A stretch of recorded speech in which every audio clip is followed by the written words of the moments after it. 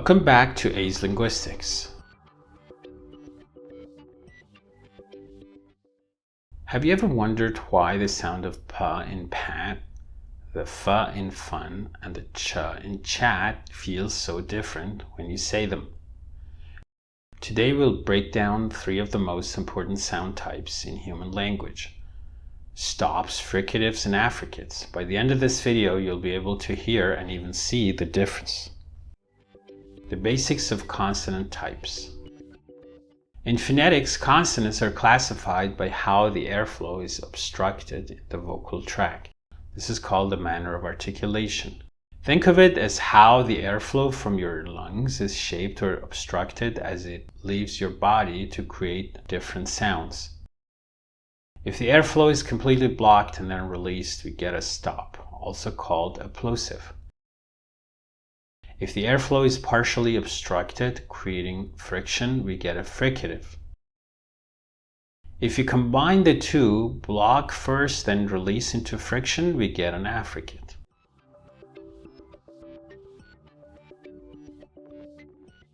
Stops are perhaps the most straightforward to understand. To make a stop, you close off the airflow completely, build up pressure, and then release it. Examples in English are p, b, t, d, k, g. Stops are also often called plosives.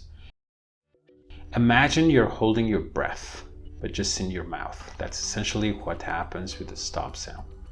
A stop consonant is produced by completely blocking the airflow somewhere in your oral cavity, building up air pressure behind that blockage, and then releasing it suddenly in a small burst. It's like a mini explosion of air. To ensure the air doesn't sneak out through your nose, your soft palate or velum is raised to create a tight seal so all the air is directed out through your mouth. Let's try some English examples. The sounds pa and ba, as in pat and bat, are bilabial stops because you block the air with both your lips. Feel them. P, p, p, b, b, b. Notice that brief moment of complete silence before the burst. That's the key. For ta and da, like in top and dig, you use the tip or blade of your tongue to make a complete closure against the alveolar ridge, which is that bumpy area just behind your upper front teeth. These are alveolar stops. Try them. Ta ta ta. Da da da. And then for ka and ga, as in cat and get, the back of your tongue presses against your velum, the soft part at the back of the roof of your mouth. These are velar stops. Say k k k, g g g.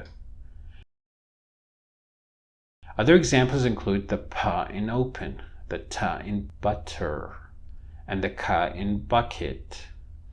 Also, consider the sounds in words like pop, bib, tot, dad, kick, gag. Stops can be voiceless, like p, t, k, or voiced, like b, d, g.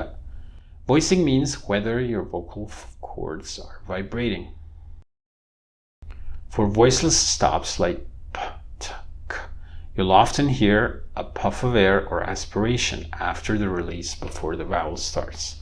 This aspiration is generated by air passing through the glottis and vocal tract after the closure release and can even persist after voicing begins. For voiced stops like ba, da, ga, you might still hear some low frequency noise called a voice bar during the closure itself as your vocal folds are still vibrating. So the next time you hear a pop in your speech, you'll know it's a stop.